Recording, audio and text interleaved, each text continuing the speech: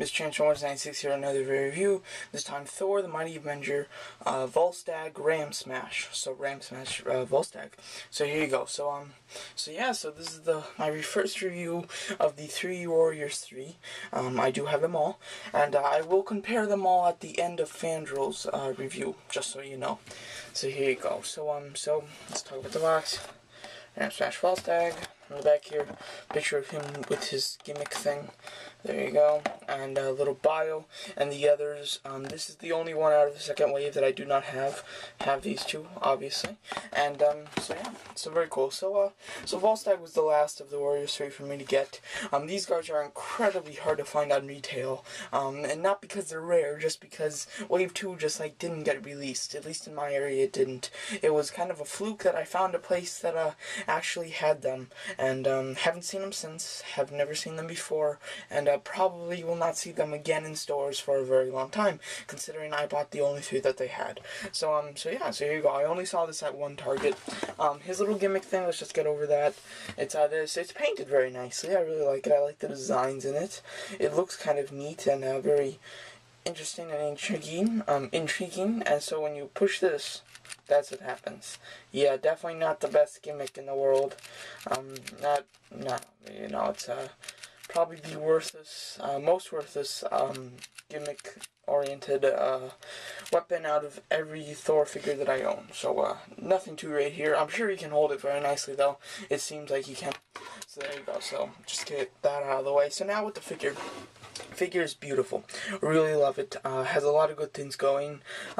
Couple not too great, but still good. One thing that's really disappointing, but it's not bad, is he's too small compared to the others. Considering that he's the biggest one out of the other 3, he is just about the same height as them all. So, it doesn't look bad unless you know the movie, because if you know the movie, you know that this isn't right. But just looking at it, it looks good. So, it's a bad thing. I can live with it, though. It's nothing, too upsetting, it's okay. So yeah, so it's a shame. I wish they could have made it a little bit taller, a little bit more bulky, but otherwise it's good. His accessory comes with this axe, which I really like. I'm so glad that they gave him a normal accessory, and his axe is great. It's kind of like a double-bladed on the sides here, which is very interesting. Really like that. The handle's got a nice little kind of square crisscross design in it, and it's great. He holds it in his hand very nicely and everything. I'll just leave it aside for now. And so yeah, so as far as articulation, he's got pretty good articulation. He's got a ball jointed head, but it isn't as hindered as I thought it would be by his beard and hair and everything. He can still move very nicely. Ball jointed upper torso, ball hinge shoulder. The only thing is it goes out, it goes out pretty decent. It definitely could be better, but that's as far as out as it goes. Not horrible, but not great. Hinge swivel, elbow swivel wrist, ball hinge thigh, which is a little hindered by this kind of half skirt here. You can still manipulate the joint and everything, but it's just slightly hindered. But it's not that hindered. It's not as hindered as I expected it to be, which is nice. Double hinge knee and a hinge swivel ankle, so very nice. So yeah, so you can pose this guy. Probably the hardest to pose out of them.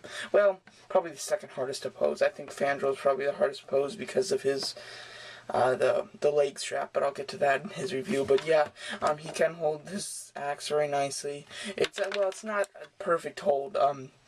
He holds it decently. If you put it in both hands, he holds it perfect. But as far as one hand, he doesn't hold it that well. As far as paint applications, great. I think this one's the best when it comes to paint quality. When it comes to the design of the paint, it's not the best, but very nice. The head sculpt is fantastic. I only for all the 3 for the 3 Warriors, I didn't have a bunch to go and pick through. I had to just pick. I didn't get to pick, so whatever I got was good. So but he's got great paint. Really no mispaints other than the wrist missed right here, just a slight bit.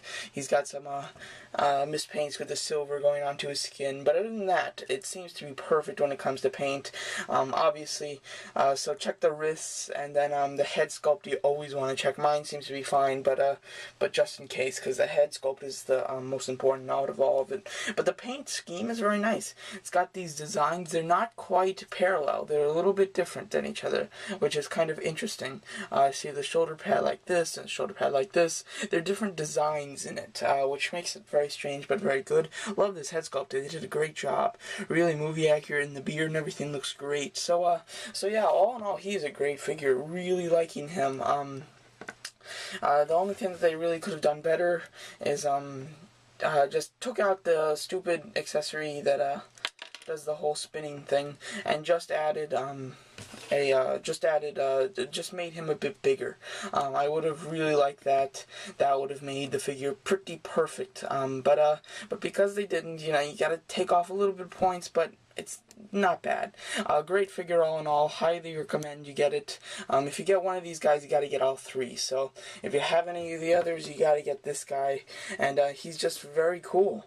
Really like him. He's just got great paint applications, great articulation, and just a great figure all in all. So there you go. So there is my review of Thor, the Mighty Avenger, Ram Smash Volstagg. Thanks for watching. Stay tuned for Hogan and Fandrel's review.